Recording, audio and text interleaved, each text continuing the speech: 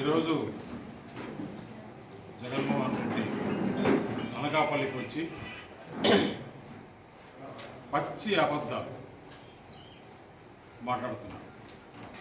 అసలు హాస్పిటల్కి వచ్చి అతను ఏం మాట్లాడుతున్నాడు? ప్రెస్ మీట్ పెట్టి అధికారులు ఆ ప్రదేశానికి వెళ్ళలేదు, ఆలస్యంగా వెళ్ళారు. సంఘటన జరిగిన వెంటనే 40 నిమిషాల్లో జిల్లా కలెక్టర్, జిల్లా ఎస్పీ, మిగతా అధికారులందరూ కూడా అక్కడి నుంచి అందరితో మాట్లాడుతున్నారు, హాస్పిటల్తో మాట్లాడుతున్నారు. ఎమ్మెల్యేకి ఫోన్ చేశారు, నాకు ఫోన్ చేశారు, ముఖ్యమంత్రి కార్యాలయానికి విషయం తెలియజేశారు. అక్కడ ఎవ్రీ మినిట్ ఏమి చేయాలి, ఏం జరుగుతుంది, అంబులెన్స్లు తీసుకురాలేదని చెప్పి ఈయన చూశాడా? ఎవరన్నా చూశారా?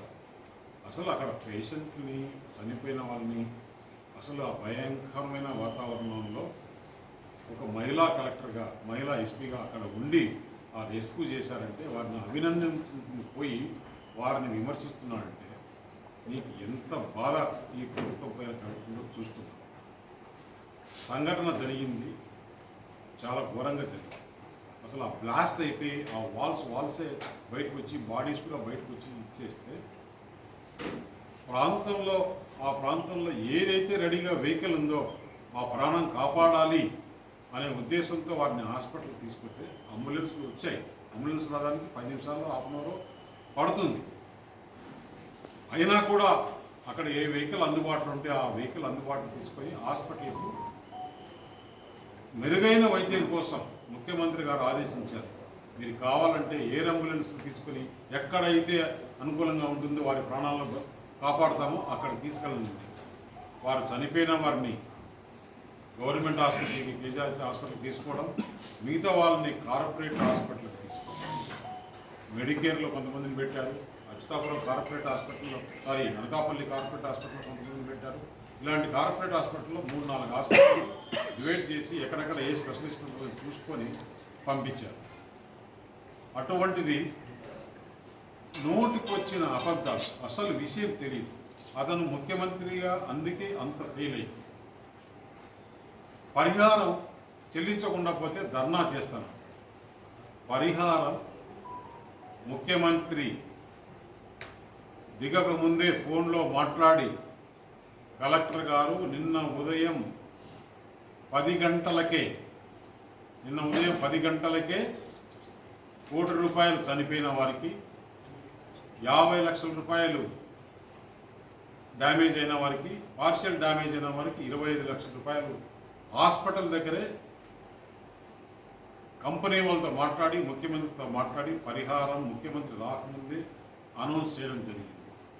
ఇదే పాలిమర్స్లో విశాఖపట్నంలో అప్పుడు గాజువాక దగ్గర ఏదైతే జరిగిందో అప్పుడు ఏం చేశావు జగన్మోహన్ రెడ్డి? మీరు కనీసం నువ్వు ఎయిర్పోర్ట్లో కనీసం ఆ ప్రాంతానికి వెళ్ళా, కేవలం హాస్పిటల్ దగ్గరికి వెళ్ళి అక్కడి నుంచి అటే వెళ్ళిపోయాడు.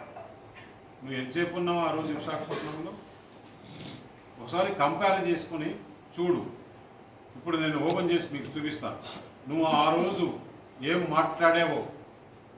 అసలు అధికారులు ఎయిర్పోర్ట్లో నువ్వు దిగుతానే ఎల్జీ పాలిమర్స్ వాళ్ళని ఎయిర్పోర్ట్ లాంజ్లో నువ్వు మాట్లాడాల్సిన అవసరం ఏంటి? మొట్టమొదటిగా నువ్వు పేషెంట్ అన్నా చూడాలి, జరిగిన స్పాట్ కన్నా పోవాలి. దాని తర్వాత వాళ్ళని పిలిచి మాట్లాడి ఏం జరిగింది, ఎట్లా చేద్దామని చెప్పుకున్నా వాళ్ళతో మాట్లాడి వాళ్ళ దగ్గర నుంచి డబ్బులు తీసుకోకుండా ప్రభుత్వ సొమ్ములు నువ్వు కట్టి ఇన్సూరెన్స్ 150 crores వాళ్ళు ఉందని చెప్పారు. ఆ రోజు నువ్వు చేసిన అంశాలు ఒకరోజు నీకు వీడియో పంపిస్తా మీడియా ద్వారా. ఇప్పుడు యూట్యూబ్లోకి పోయి ఎల్జీ పాలిమర్స్లో ఏం జరిగిన ప్రెస్ మీట్ అంటే మీకు డౌన్లోడ్ అవుతుంది. ఆ రోజు మాట్లాడింది నువ్వు ఈ రోజు మాట్లాడింది ఒకసారి బేరీ చేసుకొని చూడు.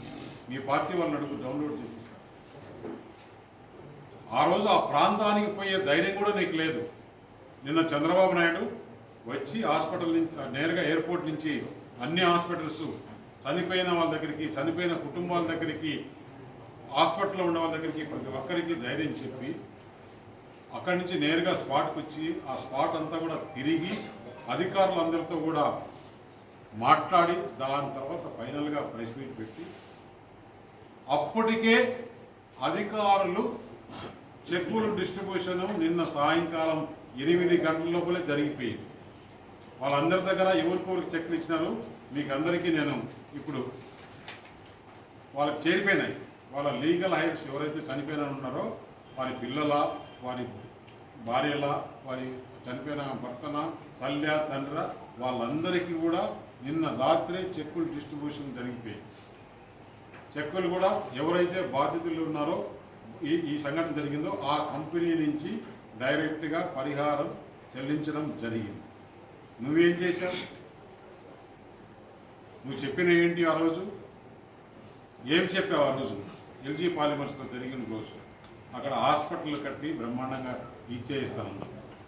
600 మంది ఈరోజు యూనిట్ ఓపెన్ కాదు, 600 మంది ఉద్యోగాలు పోయినాయి. వారికి జీవనోపాధి కల్పిస్తానన్నావు. వారికి ఏమన్నా ఇంతవరకు చేసావా? ఒక చిన్న పని చేసావా? కార్పొరేట్ హాస్పిటల్లో వైద్యానికి అలౌ చేయను, గవర్నమెంట్ హాస్పిటల్ అన్నావు.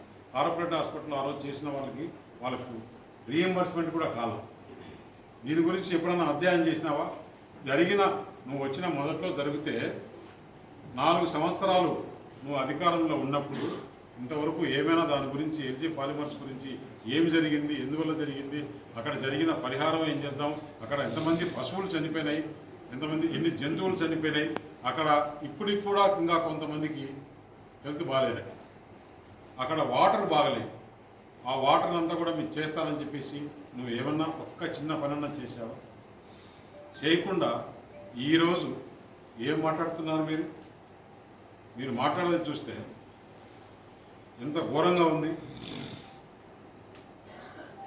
ఆ ఎల్జీ పాలిమర్స్ జరిగిన తర్వాత 10-12 రోజుల తర్వాత కొంతమంది చనిపోతే వారికి 1 లక్ష రూపాయలే పరిహారం చెల్లించాం. మరి వారు ఎలిజిబుల్ కాదా? ఇవి గుర్తులేదా నీకు?